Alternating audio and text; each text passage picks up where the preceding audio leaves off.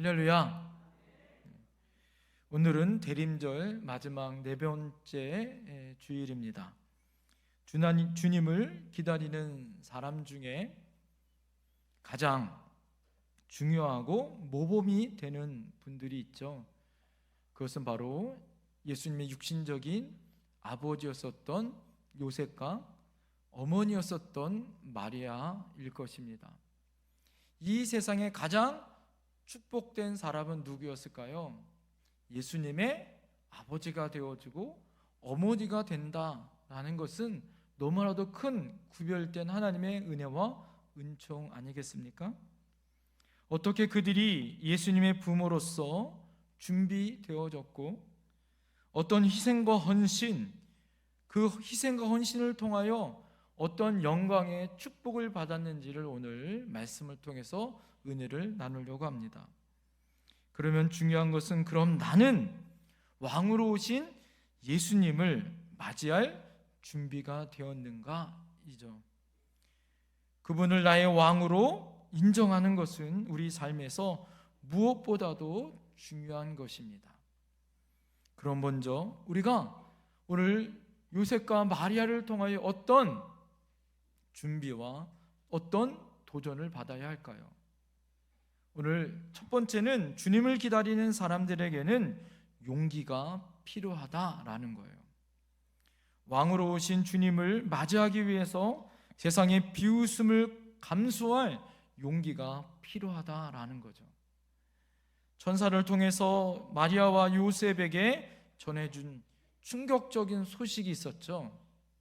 그 소식이 무엇입니까? 오늘 18절부터 20절 말씀이에요. 오늘 다 같이 한번 읽어볼까요? 우리 18절부터 20절 시작. 예수 그리스도의 나심은 이러하니라.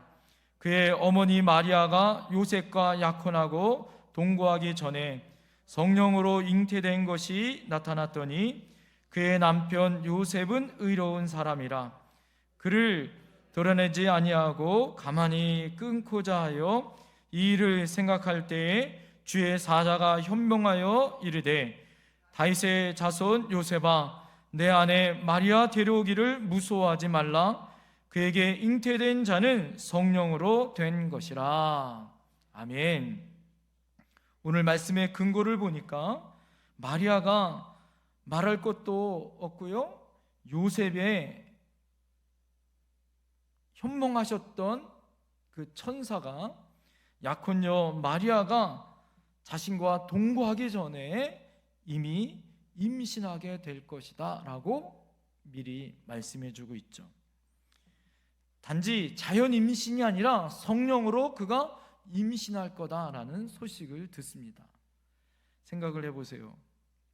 그 말을 들은 요셉이 얼마나 큰 충격이었을까요? 여러분 같으면 그 말을 이해하겠습니까? 자연 임신도 아니고 성령으로 마리아가 임신한다라고 지금 현몽하고 있는 천사의 소리를 들었다고 생각해 보세요. 아마 입장 바꾸고 생각해 보세요. 얼마나 큰 충격이었을까요?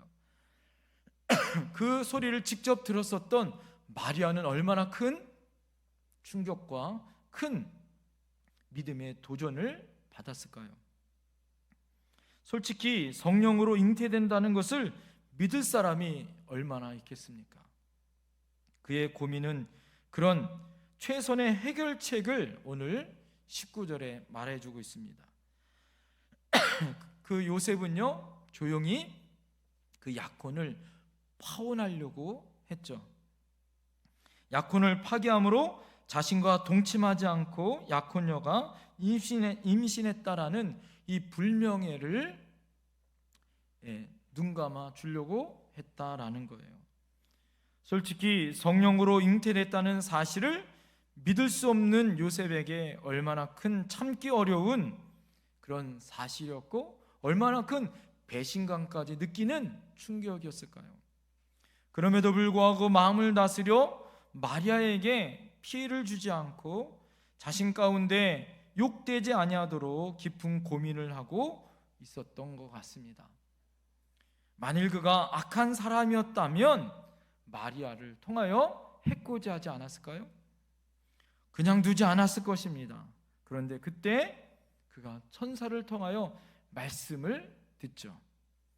오늘 무서워하지 말라고 마리아를 아내로 데려오라는 하나님의 은혜의 천사의 소리를 다시 듣습니다.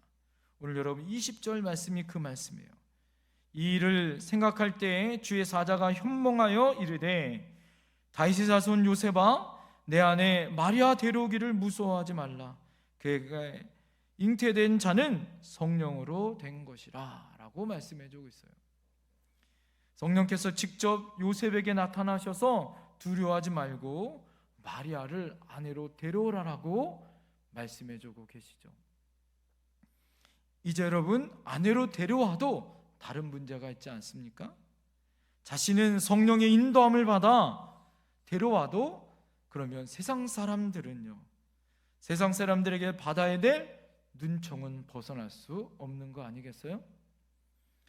요셉이 여러분 이 모든 눈총을 받는 것은 요셉이 속았든지 아니면 요셉이 미쳤든지 둘 중 하나 아니겠어요? 세상 사람들이 바라보는 기준으로 말하면 말입니다. 여기까지 보면 우리는 이런 생각을 하게 되어지죠. 신앙의 문제는 내가 믿는 것으로 그냥 머물러 있지 않다라는 거예요. 내가 믿는 것은 다른 사람에게 믿지 못하고 인정받지 못할 때 오히려 우리가 감수해야 될 비난과 비방이 있을 수 있다라는 거예요. 세상 사람들의 수군거리니 여전히 우리에게 있을 수 있다라는 것을 오늘 요셉과 마리아의 믿음의 고백을 통하여 우리가 볼 수 있는 우리의 상황일 수 있다라는 것을 예상할 수 있습니다. 그런데 이 일은 요셉에게만 있는 것이 아니라 우리가 진정으로 믿음으로 고백하여 나갈 때에 믿음으로 살려고 노력하고 애쓸 때에 요셉과 같은 처지가 우리에게 있을 수 있다라는 것을 여러분 기억하셔야 됩니다. 내가 예상하지도 못했었던 어려움들, 시험들이 우리에게 있을 수 있다라는 것을 여러분 기억하셔야 됩니다. 이럴 때 어떤 경우에도 여러분 우리에게 고난과 어려움 가운데 낭망하면 안 돼요. 시험 들어 넘어지면 안 됩니다. 우리의 믿음의 여정 가운데 목숨을 위태로운 위기도 있을 수 있고요, 조롱을 받을 일도 있습니다. 이유 없이 손해를 당하거나 오해도 받을 수도 있다라는 거죠. 왕으로 오신 예수님을 맞이한다는 것이 결코 쉽지 않다라는 거예요. 바로 이러한 위험을 감수하는 일을 통하여 우리가 필요한 것이 무엇이겠습니까? 주님을 준비하는 그런 필요한 가장 중요한 요소가 바로 뭐냐? 따라합니다. 용기입니다. 그래서 용기가 필요하다라는 거예요. 제가 보니까요, 하나님 앞에 귀하게 쓰임받는 사람들은 다 용기가 있더라. 할렐루야. 하나님 앞에 구약에 보면 골리앗을 때려눕히기 위하여 찾았었던 다윗은 어떻게 했어요? 용기 있는 사람이었어요. 할렐루야. 갈멜산에서 아사라 선지자와 싸워 나갔었던 850대 1의 사명을 가지고 나갔었던 엘리야도 용기 있는 사람이었어요. 할렐루야. 인류를 구원하기 위하여 십자가를 지신 예수님도 용기 있는 사람이었어요. 할렐루야. 전 세계에서 가장 귀하게 쓰임받고 귀하게 큰 교회를 쓰셨던 목사님 이름이 뭐예요? 조용기 목사님이었어요. 할렐루야. 그래서 우리에게 용기가 필요합니다. 우리 옆에 분에게 격려하겠습니다. 당신도 용기가 필요합니다. 할렐루야. 주님이 이 땅에 다시 오심을 우리에게 말씀하고 있고, 지금 우리에게 진짜 필요한 것은 이 코로나19 가운데 힘들고 어려운 이 세대 가운데 한 해를 마감하고 다시 새해를 맞이하지만 아직도 우리는 마스크를 써야 하고 두려움 가운데 있는 이 어려운 상황 가운데 용기가 필요할 줄 믿습니다. 데이비드 그리피스라는 사람이 힘과 용기의 차이를 시로 썼습니다. 한번 들어보세요. 강해지기 위해서는 힘이 필요하고 부드러워지기 위해서는 용기가 필요하다. 자신을 방어하기 위해서는 힘이, 방어의 자세를 버리기 위해서는 용기가, 이기기 위해서는 힘이, 져주기 위해서는 용기가, 확신을 갖기 위해서는 힘이 필요하고 의문을 갖기 위해서는 용기가 필요하다. 조화를 이루기 위해서는 힘이, 전체의 뜻을 따르지 않기 위해서는 용기가, 다른 사람의 고통을 느끼기 위해서는 힘이, 자신의 고통과 마주하기 위해서는 용기가 필요하다. 자신의 감정을 숨기기 위해서는 힘이 필요하고 그것을 표현하기 위해서는 용기가 필요하다. 학대를 견디기 위해서는 힘이 필요하고 그것을 중단시키기 위해서는 용기가 필요하다. 홀로 서기 위해서는 힘이 필요하고 누군가에게 기대하기 위해서는 용기가 필요하다. 사랑을 위해서는 힘이, 사랑받기 위해서는 용기가, 생존하기 위해서는 힘이, 삶을 살기 위해서는 용기가 필요하다. 사랑하는 성도님들, 팀 켈러라는 사람이 예수라는 책에서 용기란 이렇게 표현하고 있습니다. 내가 결정할 권리를 내려놓는 것이 용기다라는 거예요. 내가 누릴 수 있고, 내가 가질 수 있고, 내가 충분하게 가지고 수 있는 것을 내려놓는 이 권리 포기가 바로 진정한 용기다라는 거예요. 하나님의 구원의 역사를 이뤄가기 위해서 쓰임받았던 모든 사람들은 큰 위기와 용기가 다 필요했습니다. 그에 따른 고난이 따랐어요.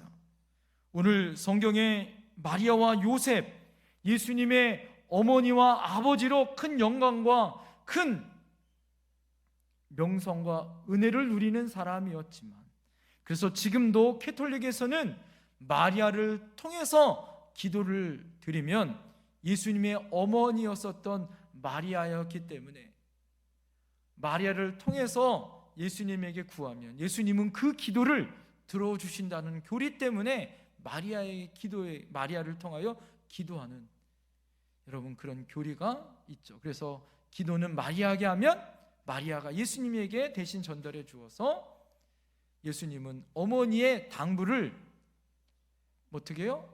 거절할 수 없어서 그 기도를 들어준다, 이렇게 생각하고 그 교리를 따라서 마리아에게 기도합니다.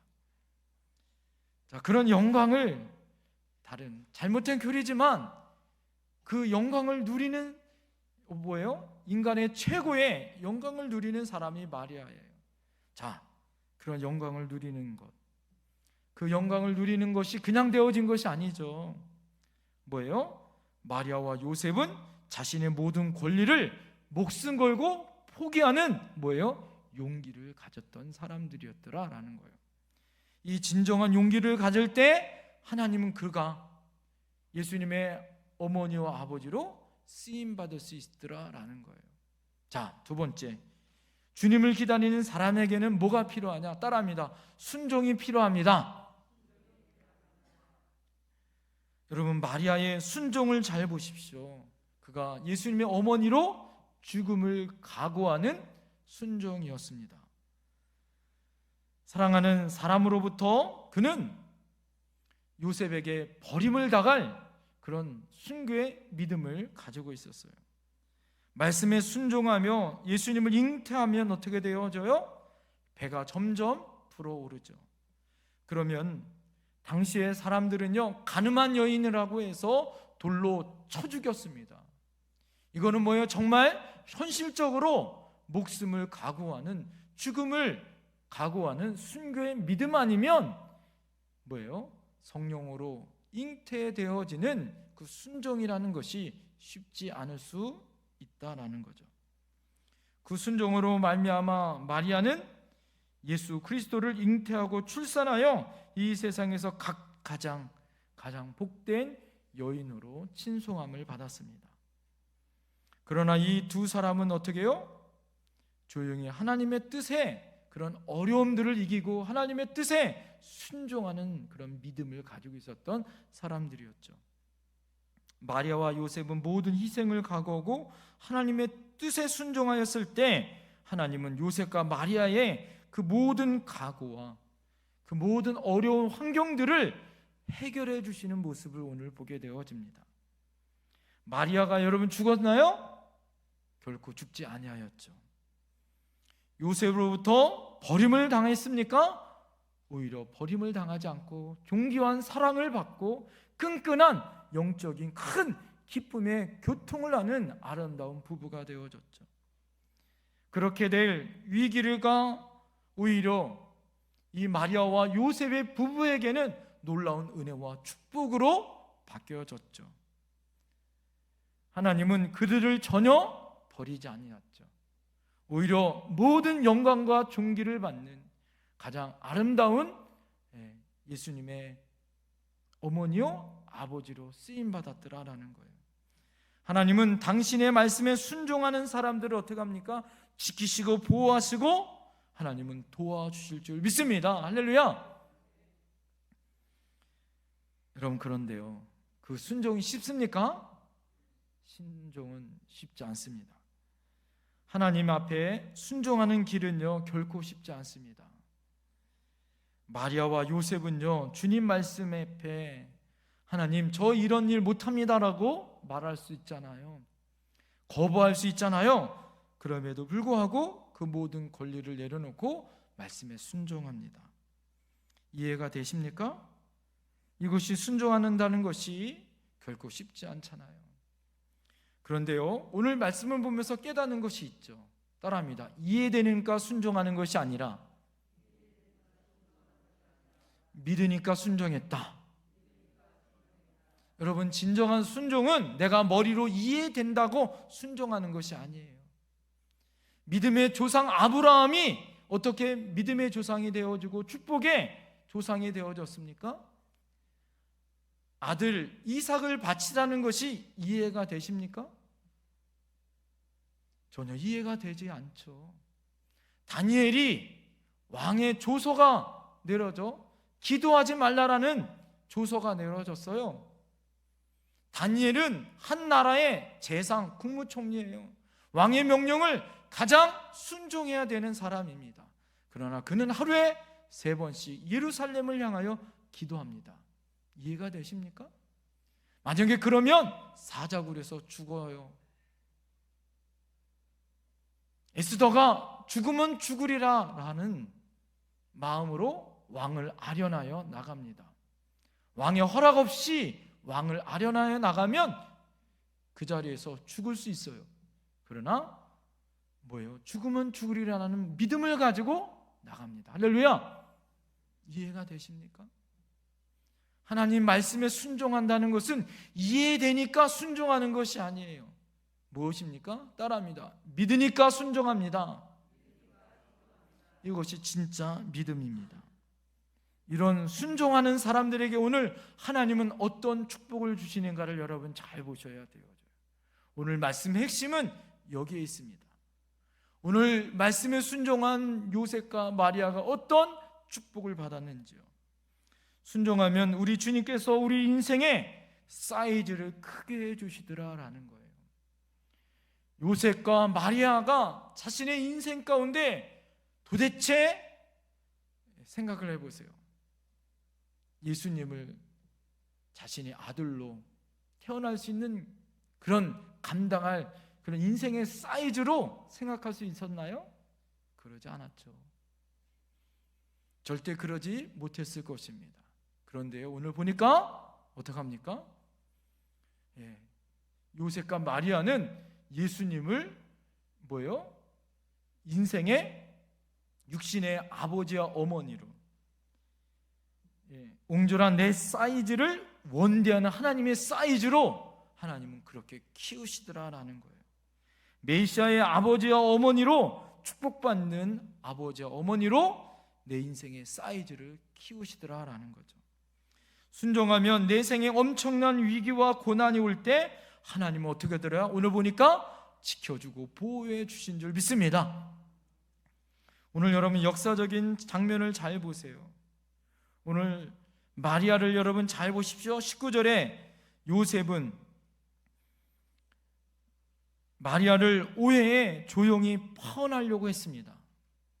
그런데 20절에 천사가 나타나 그 내막을 이해할 수 있도록 어떻게 합니까? 마리아가 말하기 전에 현명하여 요셉을 설득시키시죠. 24절에 보면 뭐예요? 요셉은 천사가 말한 대로 마리아를 아내로 맞습니다. 할렐루야. 하나님은 그렇게 모든 일들을 하나님은 행하여 주시더라라는 거예요. 마리아가 순종하니까 주님께서는 천사를 동원하여 요셉을 이해시켜 줍니다. 그러자 25절에 요셉은 아들을 낳기까지 아내와 잠자리를 하지 않는 그런 신실한 의인의 삶을 삽니다. 주님의 뜻대로 여러분 어떻게 해요? 아이의 이름을 아버지가 대신 져주는 풍습이 있음에도 불구하고 하나님의 명령을 따라 아이의 이름을 예수로 하고 순종하여 그 이름을 어떻게 해요? 짓죠. 마리아가 그 말씀을 순종하여 어떻게 합니까? 예수란 이름을 짓게 합니다. 사랑하는 성도님들, 내가 이해된다고 순종하는 것이 아니라 믿으니까 하나님 앞에 그 믿음을 가지니까 하나님이 그 모든 환경을 만들어 주십니다. 순종하면 주님께서 반드시 위기 가운데 지키시고 보호해 주십니다. 마리아가 임신 중일 때 어떤 일이 벌어져요? 천하를 호령하던 로마의 아구스도 황제가 어떻게 합니까? 이스라엘 사람들에게 고향에 가서 호적하라고 명령을 내립니다. 만삭이 된 마리아와 요셉이 나사렛을 떠나서요 베들레헴으로 그가 떠나죠. 만삭의 몸으로 나사렛에서 베들레헴으로 간다는 것은 결코 쉬운 일이 아닙니다. 그러나 그것은 하나님의 놀라운 구원의 역사에 놀라운 계획하심이 있다는 것을 우리는 성경을 통해서 알 수 있어요. 당시 천문학 연구원이었었던 동방박사 이 세 사람이 큰 별을 보고 메시아의 탄생을 예측하자 이 사실을 알았었던 헤롯 왕이 어떻게 해요? 2세 2살 아래에 있었던 모든 아이들을 모조리 죽이라는 명령을 내립니다. 만약에 마리아와 요셉이 나사렛에 그냥 머물러 있었다면 이 헤롯의 명령대로 아기 예수는 어떤 일이 벌어졌을까요? 죽임을 당할 위기가 있었을 것이에요. 그러나 그가 호적하러 베들레헴에 머물렀었고 마리아와 요셉은 가까이 있었던 애굽이었었던 이집트로 도망할 수 있었습니다. 그리고 피해 목숨을 구했더라라는 거예요. 그리고 헤롯이 죽은 이후에 다시 이스라엘로 돌아옵니다. 자, 이야말로 인류를 구원하기 위한 하나님의 놀라운 계획이다라는 거예요. 애굽으로 건너갔었던 요셉과 마리아는 어떻게 그 생계를 유지할 수 있었을까요? 자, 기가 막힌 사실 여러분 있는 것이에요. 그 기가 막힌 것은 어디예요? 그 경비를 어떻게 조달했을까요? 예수님이 탄생하자 동방박사 세 사람이 가지고 왔었던 물건이 있었죠. 무엇입니까? 황금과 유향과 모략. 그것을 팔아서 애굽에 가서 그들이 그것을 팔아서 생활할 수 있는 생계 유지비를 하나님은 어떻게 해요? 준비해 놓고 계셨더라라는 거예요. 할렐루야. 그 모든 위기와 어려움 가운데 순종하였었던 요셉과 마리아를 하나님은 끝까지 책임져 주시고 살리시고 다시 하나님의 놀라운 은혜 가운데 그 사명을 감당케 해 주십니다.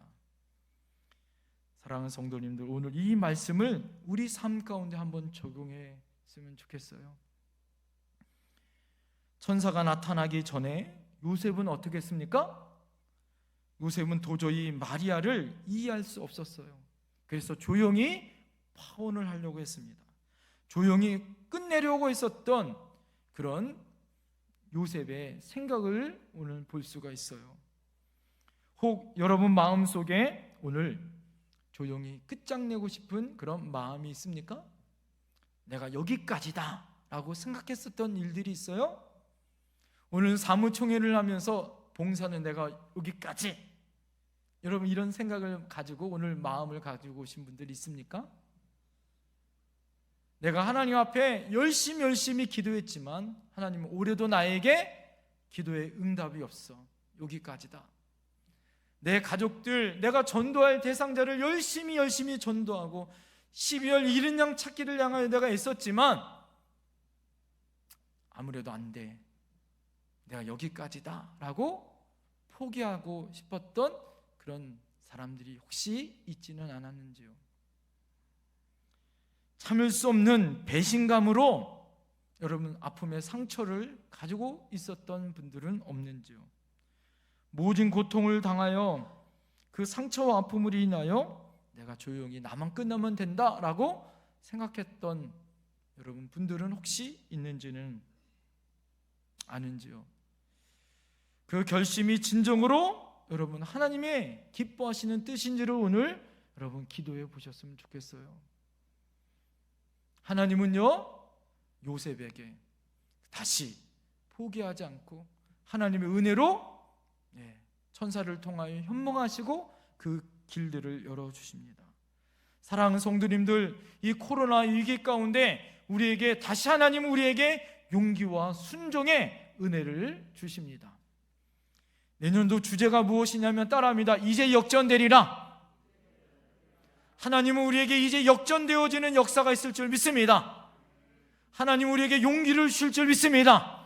그리고 새롭게 순종할 은혜를 허락하여 주실 줄 믿습니다.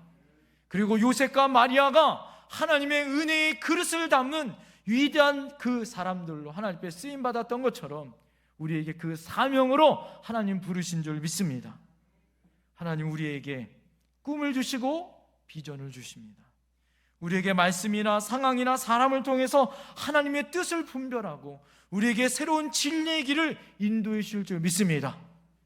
12월이 마감되지만 우리에게는 다시 새해가 있어요. 할렐루야! 하나님 우리에게 새로운 소망을 주실 줄 믿습니다. 우리는 주님을 기다리는 사람이에요. 주님을 기다리는 사람에게는 주님이 오실 때까지 결코 포기할 수 없어요. 우리는 끝까지 용기를 가지고 그 말씀에 순종하여 믿음의 길을 걸어가시는 저와 여러분들이 되어야 할 줄 믿습니다. 기도하겠습니다.